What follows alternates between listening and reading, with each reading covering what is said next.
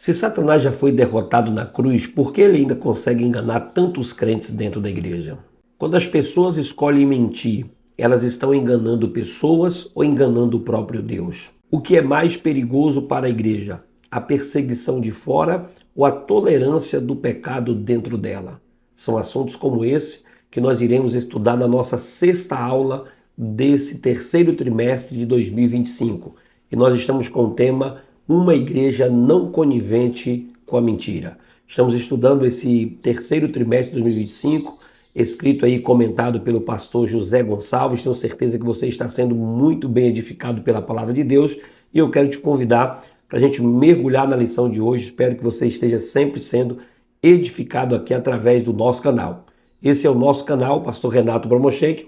Não se esquece de dar aquele joinha, de fazer a sua inscrição e de ativar o sininho para que juntos a gente possa estar aqui toda semana aprendendo a palavra de Deus. Dito isso, então vamos aos nossos objetivos. E a nossa lição tem pelo menos 3 objetivos hoje. O primeiro é apresentar a origem da mentira e como ela tem sido uma estratégia de Satanás para enganar crentes, enganar pessoas ainda nos dias de hoje. Segundo, nós queremos mostrar que mentir é uma escolha moral que todo crente deve rejeitar. Rejeitar a mentira, rejeitar o engano, qualquer tipo de meias verdades. Nós precisamos sempre estar aprendendo a palavra de Deus, conhecendo a verdade na pessoa de Cristo. E, em terceiro, valorizar a santidade da igreja e a necessidade de viver em verdade diante de Deus, diante dessa sociedade que estamos vivendo, diante de todo mundo aonde nós vivemos como sociedade. Então vamos à nossa introdução para que a gente possa compreender um pouco mais a palavra do Senhor. A nossa aula de hoje vai falar sobre a história de um casal que aparentemente despretensioso achou que podia lucrar às custas da santidade da igreja. Eles achou que poderiam enganar a igreja do Senhor, enganar os apóstolos. Naquele momento em que a igreja estava vivendo cheia de comunhão, eles achou que eles podiam tirar vantagem daquela situação. E acabou combinando ali que eles iam enganar os apóstolos. Ananias e Safiras estavam, na verdade, a serviço do diabo, o pai da mentira, tentando enganar a igreja, enganar os apóstolos naqueles dias. Nessa lição nós vamos aprender que é possível um crente não vigilante estar a serviço do inimigo em vez de agir em favor do reino de Deus. E foi exatamente isso que aconteceu com esse casal, Ananias e Safira. Tentaram obter lucro negociando os valores do reino de Deus. E nós, como crentes, nós não podemos usar de engano, porque Deus sonda os nossos corações. Deus, ele sempre vai analisar as nossas motivações, aquilo que está dentro da nossa alma, aquilo que está dentro do nosso interior. Ele conhece, ele sonda o nosso coração. Ele conhece as intenções da nossa alma. E ele sonda cada um de nós. Então cabe, portanto, a nós nos afastarmos do pecado e termos o temor de Deus operando na nossa vida e operando no nosso coração. Como a nossa lição de hoje vai falar sobre a questão da mentira, uma igreja não conivente com a mentira, eu gostaria de analisar, antes aqui de entrar no texto, essas duas palavras. Primeiro, a palavra conivente e a palavra mentira. Qual é o significado da palavra conivente? Essa palavra conivente, ela não aparece literalmente na Bíblia, porém o conceito dela está presente em diversos textos da Bíblia. Segundo o dicionário, conivente é aquele que tolera, consente ou finge não ver um erro, ou tornando-se cúmplice ou complacente de alguém. Então esse é o significado da palavra conivente. Já na Bíblia, nós encontramos alguns exemplos claros sobre isso. Nós encontramos, por exemplo, o caso de Eli, o sacerdote que foi julgado por Deus, porque ele sabia da iniquidade dos filhos e não repreendeu os seus filhos. Deixou os seus filhos cometerem vários erros e ele foi conivente ou tolerante com o erro que os seus filhos cometeu. Nós temos um outro exemplo de conivência, que é o caso de Pilatos, que declarou que Jesus era inocente, mas cedeu à pressão do povo, mandando crucificá-lo, crucificar Jesus, então sendo conivente com aquela injustiça que estava acontecendo com Jesus. Nós temos também outro caso de conivência, que é o caso de Safira, a esposa de Ananias, que aprovou e sustentou a mentira do marido ali, sendo cúmplice e acabou recebendo a sentença sobre a sua vida. Um outro caso de conivência que nós temos na Bíblia é o caso em que o apóstolo Paulo ele denuncia essa cumplicidade com o mal ao falar da depravação dos gentios. ele dizendo que eles, conhecendo a justiça de Deus, né, eles acabaram sendo coniventes com o pecado, sendo cúmplice. E ele inclusive exorta a igreja de Éfeso dizendo: não sejais cúmplices nas obras infrutíferas das trevas, antes, porém, reprovai essas obras. Então você observa aqui qual é o entendimento da palavra conivente daquilo que nós vamos tratar dentro da lição de hoje. Então, ser conivente é aliar-se ao pecado por omissão, é ser omisso. A Bíblia diz que quem sabe fazer o bem e não faz, comete pecado. Então, silêncio, né, a pessoa fica em silêncio, também é tolerância, é tolerar o pecado.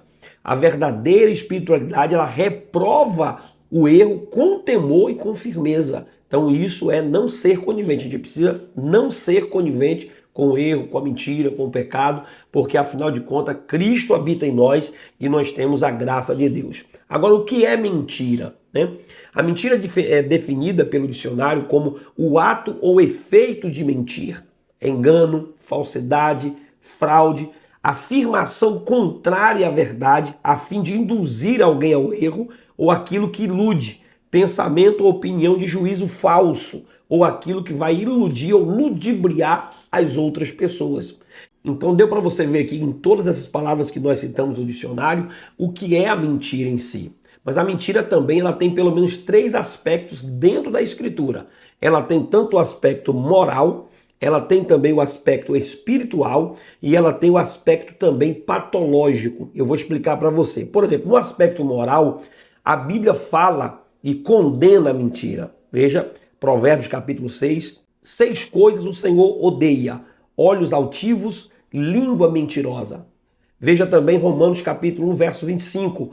Trocaram a verdade de Deus pela mentira. Então você está vendo aqui que a mentira tem o aspecto moral, mas ela também tem aspecto espiritual. Salmo 101, verso 7. Aquele que usa de engano não permanecerá diante dos meus olhos. Aqui é uma fala do salmista acerca da pureza do conserto que ele tinha para com Deus acerca do pecado, da mentira, né? Então veja também a questão em João capítulo 8, verso 44. O diabo é mentiroso e é pai da mentira. Então a mentira é algo também espiritual. Mas em 1 Timóteo capítulo 4, verso 1 a 2 diz: alguns apostatarão da fé, dando ouvidos a espíritos enganadores e a doutrinas de demônios, pela hipocrisia de homens que falam mentiras. Então você vai ver que a mentira ela tem o aspecto moral e o aspecto espiritual. E ela também tem a questão do aspecto patológico, ou seja, pessoas que mentem compulsivamente. Há pessoas que já adquiriu tanto o hábito de mentir que já virou uma doença, né? Ela precisa ser tratada espiritualmente, moralmente e também patologicamente. Veja, por exemplo, Provérbios capítulo 14, verso 25. A testemunha verdadeira livra almas, mas a falsa diz mentiras. Ficarão de fora todos os que amam e praticam a mentira. Então é necessário que as pessoas que mentem tanto, já tem tanto um perfil de mentiroso, né, de mentir, de deturpar a verdade, que elas sejam libertas pela graça de Deus, tanto na área espiritual, na área moral e também na área patológica, né? As pessoas que mentem compulsivamente. Então nós podemos concluir aqui que a mentira ela é incompatível com a fé cristã. É uma ferramenta de Satanás e precisa ser combatida com a verdade da palavra de Deus e o temor do Senhor. Não há como a gente viver uma vida em Cristo e viver uma vida também com os lábios mentirosos, mentindo compulsivamente, mentindo, né, enganando a nossa moral, trazendo prejuízos morais para a vida de alguém e também para a vida espiritual da própria igreja e da nossa própria vida. Mas vamos adentrar aos pontos da nossa aula de hoje para que você possa compreender aquilo que o Senhor tem reservado aos nossos corações. Então vamos ao nosso primeiro ponto da nossa aula de hoje: o diabo, o pai da mentira. Quando você analisa o primeiro tópico, diz assim: é da natureza satânica mentir. Ou seja, é próprio de Satanás, porque ele é o pai da mentira. Veja que Pedro aqui afirma as escrituras que ele diz que Satanás induziu Ananias a mentir. Olha o que diz o versículo: disse então Pedro a Ananias, por que Satanás encheu o teu coração? Ou seja, Satanás ludibriou, ou iludiu, ou induziu Ananias para que ele pudesse mentir. Então, por trás daquela mentira de Ananias, ele era responsável pelo que estava fazendo, mas estava sendo seduzido. E o que foi que o inimigo usou? Motivado pela cobiça, pelo desejo de obter lucro fácil, Ananias acabou dando lugar ao diabo, que o levou a mentir. Então sempre o diabo ele vai utilizar ferramentas, né, seus ardis, para que ele possa levar as pessoas a mentir, para que ele possa atrair a pessoa para a mentira. Ele não vai simplesmente chegar aqui e dizer, não, conte essa mentira. Ele vai atrair de alguma forma. Então, quando ele viu o lucro fácil, ele viu uma oportunidade de tirar vantagem, ele acabou sendo atraído e tentou enganar o apóstolo. Veja, por exemplo, em João, capítulo 8, verso 44, que a Bíblia diz que é do caráter de Satanás mentir, porque ele é mentiroso, e ele é o pai da mentira. Então ele nunca se firmou na verdade. Ele não pode estar na verdade, porque ele é mentiroso e ele é o pai da mentira. Veja que Paulo, explicando à igreja de Tessalônica sobre o espírito do anticristo, ele diz que ele vai fazer falsos milagres, falsos sinais, e vão enganar os que estão a caminho da destruição, para que eles possam recusar e aceitar a verdade que os poderia salvar. Então esse é o espírito do anticristo, é um espírito de mentira e de engano que sempre vai estar enganando as pessoas. Então é de natureza satânica mentir. O próprio apóstolo Paulo viu esse espírito de engano quando ele enfrentou Elimas, o mágico, em Atos capítulo 3, 13, verso de número 10. Paulo disse, você é filho do diabo, inimigo de tudo que é justo, cheio de toda espécie de engano e maldade, nunca vai parar de distorcer os caminhos retos do Senhor? Veja que Paulo, ele enfrentou Elimas, o mágico, e mostrou que o espírito de engano estava naquele rapaz. Então o diabo sempre será mentiroso, ele nunca vai mudar. É da natureza dele, é do feitio dele mentir e enganar as pessoas. E foi isso que levou Ananias e Safira a mentir, né, para o apóstolo, pensando que poderiam enganar, mas foram desmascarados ali pelo Espírito Santo. No nosso segundo tópico, nós temos aqui a mentira como um ardil maligno. Satanás ele não obrigou, ele nem forçou Ananias a mentir, mas evidentemente plantou a semente do engano e da mentira no coração. Então não foi ali o diabo que obrigou, eles estavam possuídos e não sabiam o que estava fazendo. Não era isso. Ele usou a ferramenta ali do amor ao lucro, da opção de ter uma vantagem, ludibriou eles, distorcendo o entendimento da palavra. Foi isso que ele fez, por exemplo, com Eva lá no Éden. Quando ele estava ali atraindo Eva para mentir, para distorcer a palavra, para ser enganada, ele disse para ela, é verdade que Deus proibiu comer de todas as árvores? Em momento algum Deus tinha dito isso. Deus tinha dito, né, que apenas de uma das árvores que não era para comer. Mas ele chegou dizendo, é verdade que Deus proibiu comer de todas? E aí Eva para explicar. Ela abre um diálogo com o diabo. Ela abre um diálogo com Satanás. E aí diz, não foi de todas que ele proibiu, apenas dessa daqui. E aí ele diz, ele proibiu dessa, né?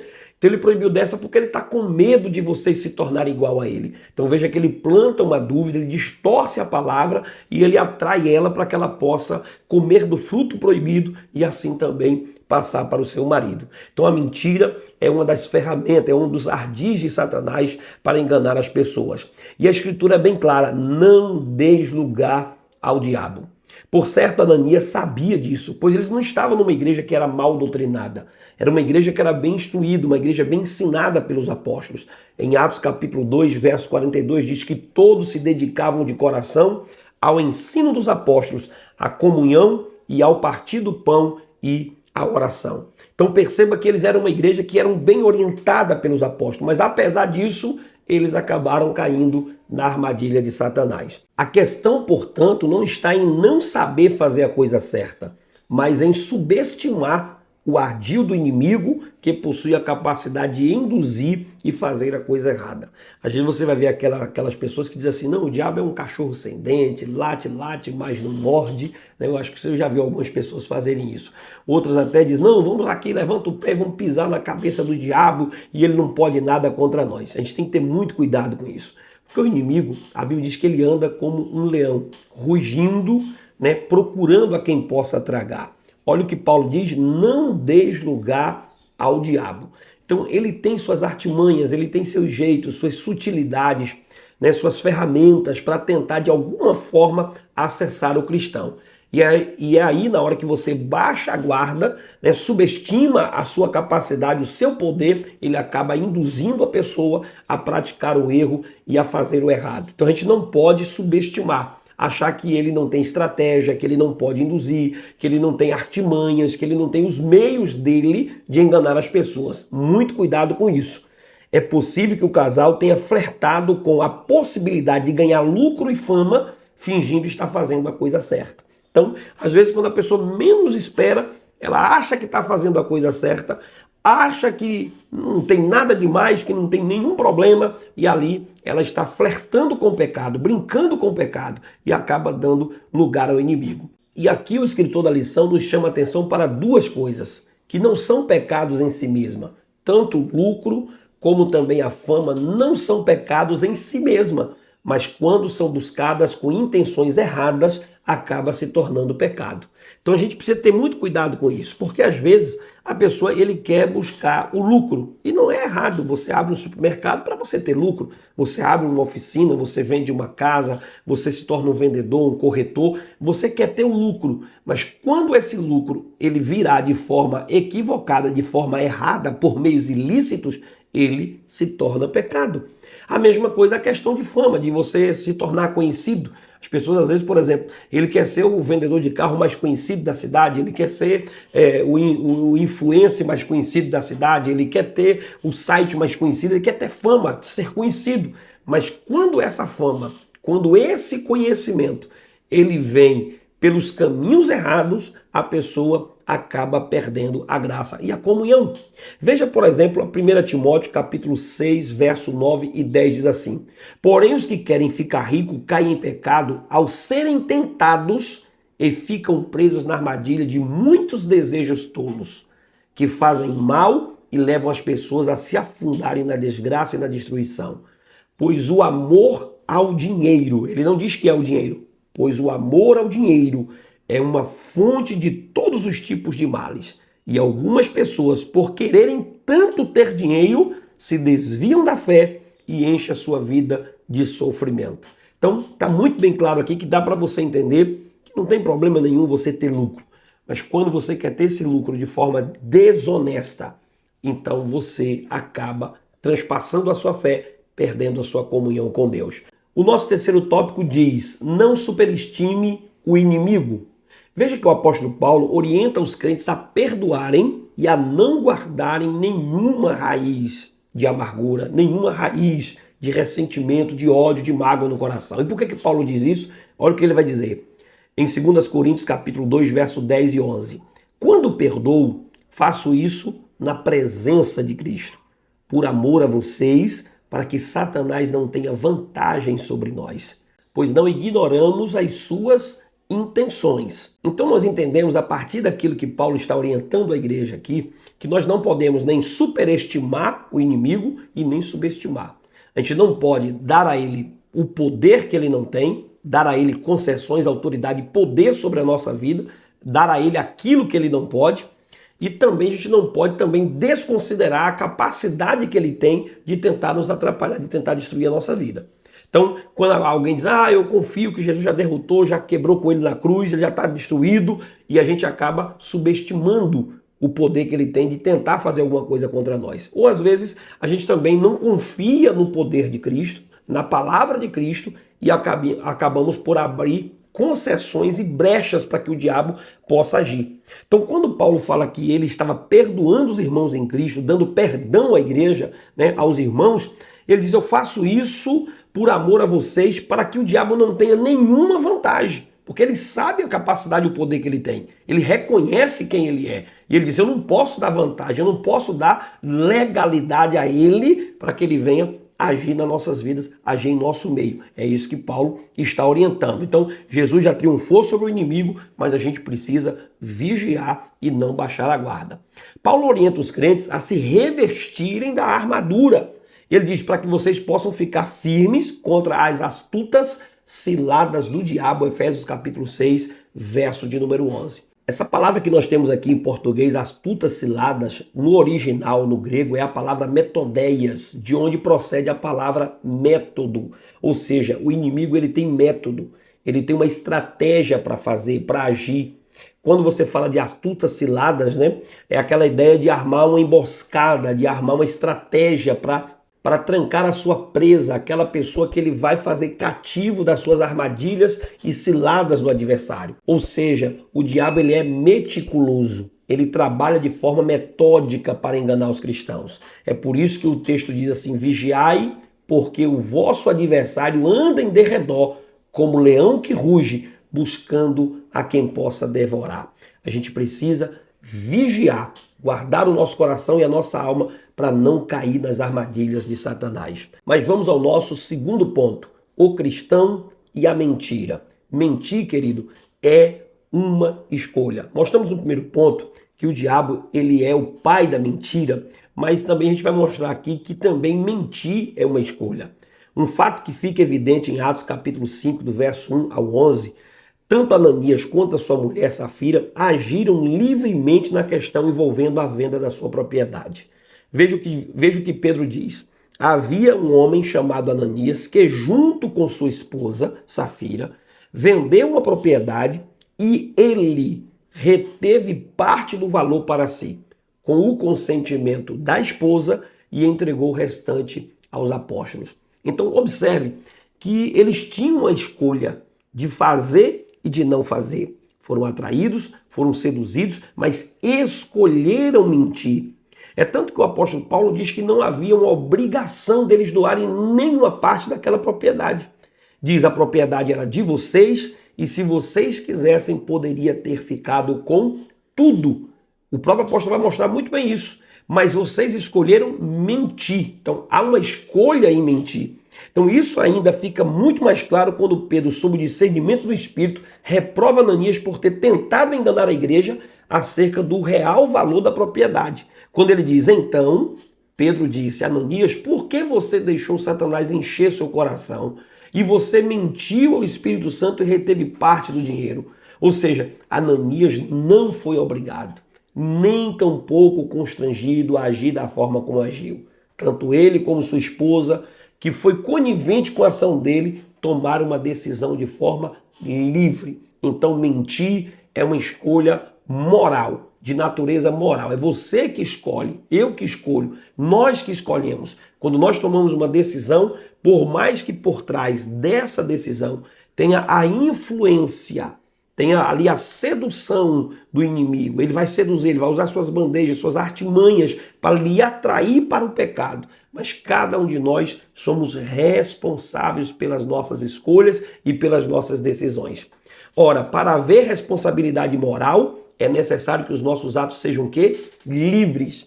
Isso é, não estejam sob nenhuma força externa que nos obrigue a praticá-los. Então nós não somos obrigados a praticar erros quando nós praticamos.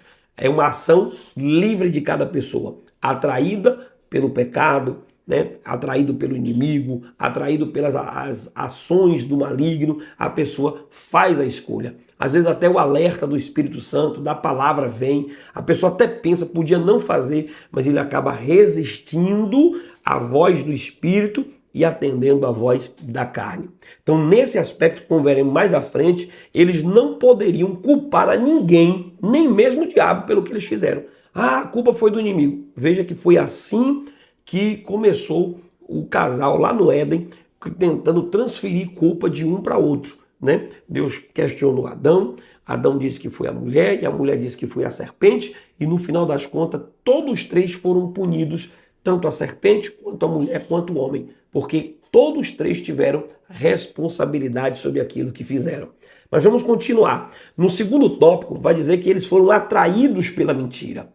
Se por um lado Ananias e Safira tomaram decisões livres, por outro lado sofreram implicações de suas decisões. Então, toda decisão, toda escolha, haverá também as suas consequências. Veja, por exemplo, em Atos capítulo 5, verso 5, e Ananias, ouvindo essas palavras, caiu e expirou. Então não podemos saber o que se passou na cabeça de Ananias e Safira para agirem como agiram.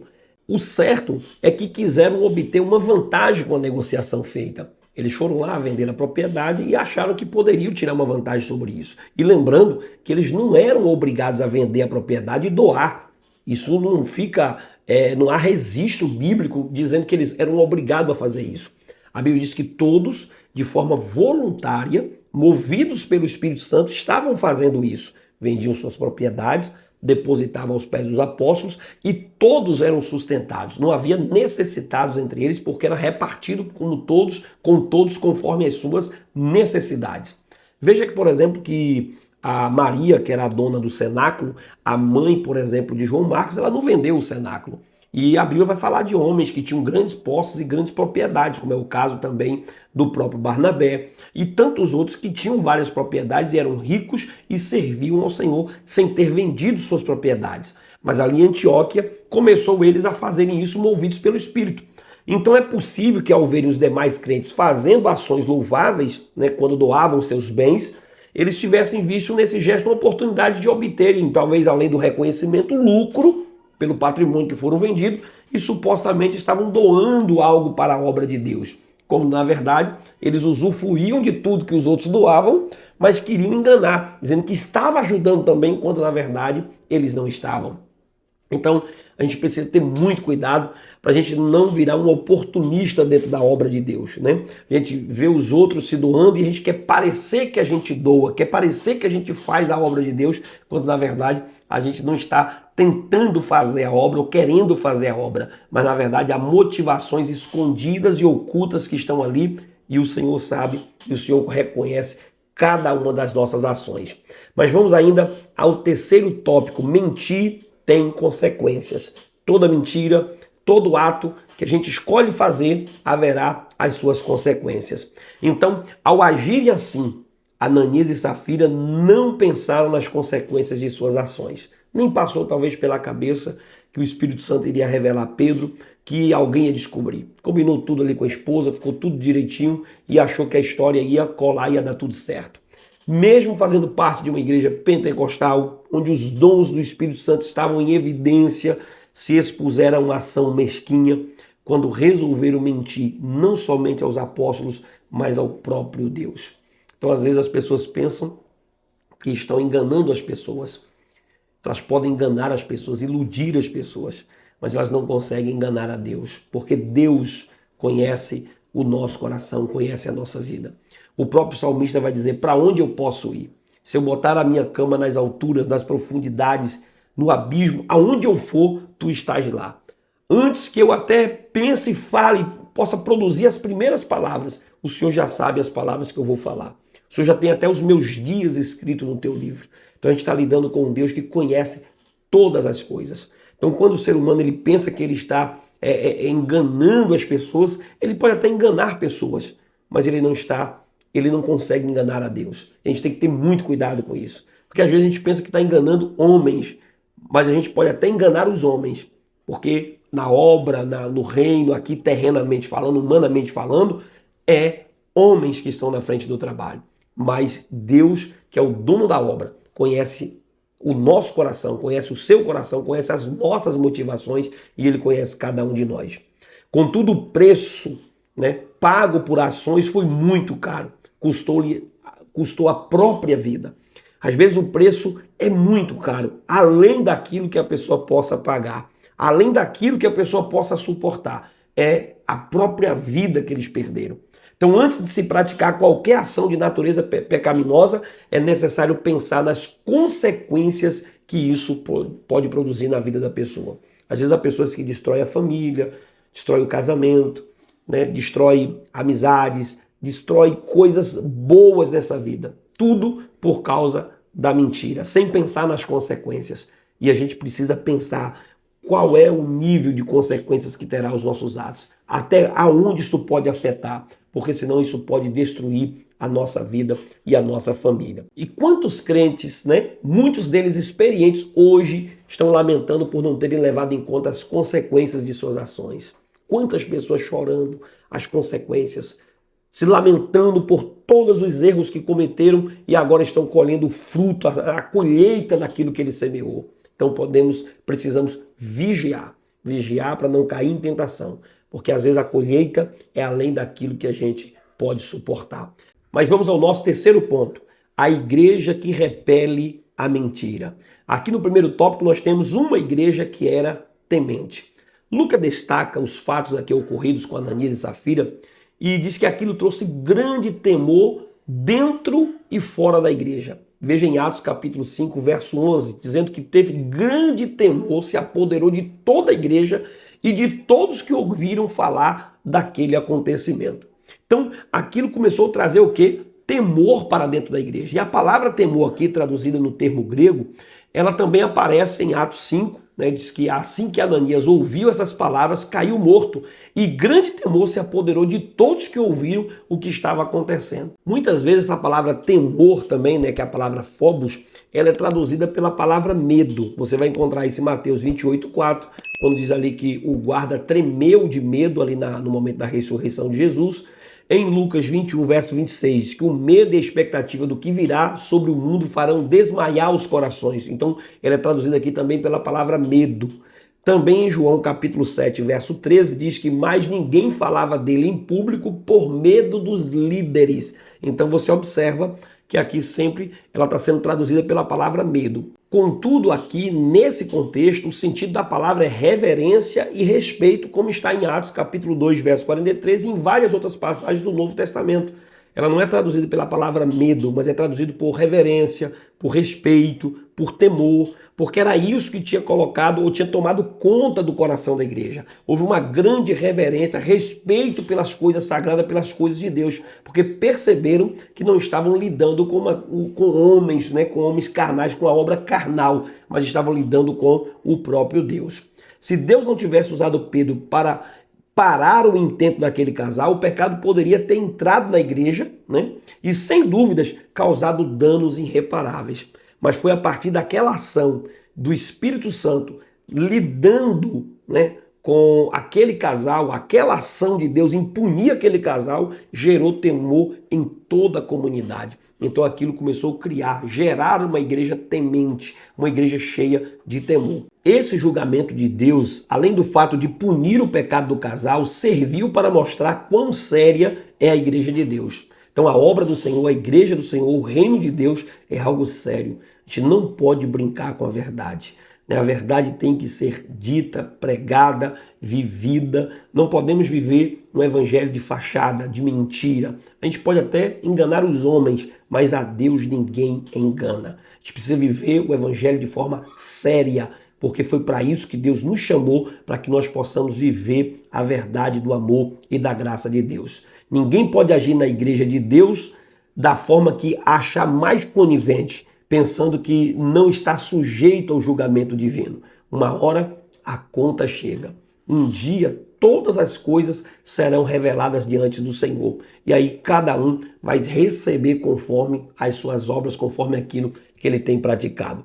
Mas vamos concluir a partir do nosso segundo tópico, onde fala sobre uma igreja forte. Mais uma vez, Lucas destaca que muitos sinais e prodígios eram feitos entre o povo pelas mãos dos apóstolos. Então isso mostra que uma igreja santa, que trata o pecado como pecado e não arranja desculpas para justificá-lo, é uma igreja forte. A igreja não pode tolerar o pecado, porque às vezes a perseguição externa, ela atrapalha menos a igreja do que o próprio pecado que ela se torna conivente, com o pecado que ela aceita dentro dela. Às vezes a gente se preocupa tanto com os erros que está no mundo, né, com o pecado que o mundo pratica, com as coisas externas e se esquece de cuidar do interno da igreja, das coisas internas, do quanto a igreja está tolerando pecado, engano, mentira e tantas outras coisas mais têm se espalhado pela igreja brasileira e a gente precisa ter muito cuidado, porque o perigo maior é naquilo que está sendo tolerado dentro, que pode ruir, né, de dentro para fora, minar a estrutura da igreja, levando a igreja à completa destruição. Então isso mostra que uma igreja santa, ela trata o pecado com seriedade e não com desculpas. A prova disso é a manifestação dos dons espirituais que levou os apóstolos a fazerem milagres extraordinários. Ou seja, na medida que a igreja, quanto mais ela se santificava, quanto mais ela se envolvia na graça de Deus, mais Deus operava no meio desta igreja.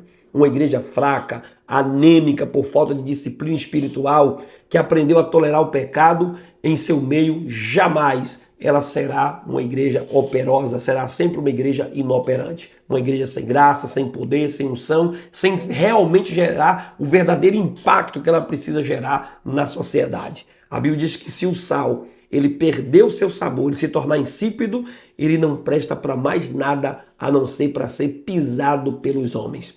A igreja precisa ser o sal da terra e a luz do mundo. O mundo precisa olhar para o cristão, para o servo de Deus e ver que nele ali está o temor de Deus, a palavra de Deus e a graça do Espírito Santo na sua vida. Tem que haver temor em nossas vidas para que a gente possa gerar temor na sociedade. Então vamos à nossa conclusão dizendo que é possível sim um crente pecar, né, e se acostumar com o pecado sem se arrepender. Muita gente vivendo assim.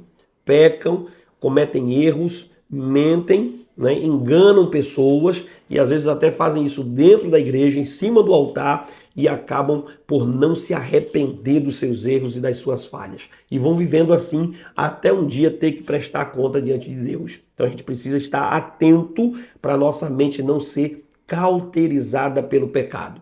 É possível que ele encontre até mesmo justificativas plausíveis para o seu comportamento notadamente pecaminoso. Há pessoas que elas pecam e elas vão tentar arrumar uma justificativa. Eu tenho esse comportamento por causa disso, eu faço isso por causa de A, de B, de C. Ela vai sempre procurar uma justificativa. Por que ela está pecando? Por que ela tem aquele comportamento pecaminoso? E ela se justifica nos erros de outra pessoa. Que é o caso de Ananias e Safira. Combinou a esposa pode dizer, foi o esposo que me fez fazer. Então, olha que Pedro vai dizer para ela, você, né, fez pelo mesmo caminho do seu esposo, você veio pelo mesmo caminho dele. Então, nada justifica a gente viver uma vida de pecado. Contudo, uma coisa é certa, não é possível escapar do juízo divino. Você pode escapar do juízo humano, né? Aqui na terra é possível escapar do juízo humano, mas do juízo divino, um dia todos nós iremos prestar conta. No caso da igreja de Jerusalém, o juízo divino veio de forma rápida e precisa. Contudo, em outros casos, né, como no caso da igreja de Corinto, o apóstolo Paulo cobrou uma ação enérgica por parte da igreja que havia se tornado tolerante em relação ao comportamento pecaminoso de um crente. Então veja que não é todos os casos que a punição virá de imediata. Às vezes, Deus desmascara aqui na terra mesmo e vai servir até de exemplo para outras pessoas. Como nós temos o caso de Ananias e Safira e tantos outros casos que acontecem na vida. Mas há casos, como é o caso da igreja de Corinto, que Paulo cobrou aquela igreja porque estava sendo tolerante com o pecado, não havia corrigido o pecado. A igreja não tinha tomado a própria atitude de corrigir. Em outra situação, o próprio apóstolo Paulo ele deixou claro que Deus exerceu o seu direito de juiz com aqueles que haviam pecado. Ou seja, é por isso que muitos de vocês estão fracos e doentes e alguns até morreram, porque não examinam a si mesmo. Então, fico alerta, ninguém é capaz de enganar Deus. A gente pode enganar o homem, enganar as pessoas, mas jamais poderemos enganar o nosso Deus. Então, que nós possamos viver a verdade, viver a palavra de Deus. E se essa reflexão tocou o seu coração, não deixa de deixar aqui o seu joinha, fazer a sua inscrição, deixar um comentário, ativar o sininho e participar do nosso canal. É muito importante você aqui para que você possa sempre receber a palavra de Deus em primeira mão. Deus te abençoe e até a nossa próxima aula em nome do Senhor Jesus.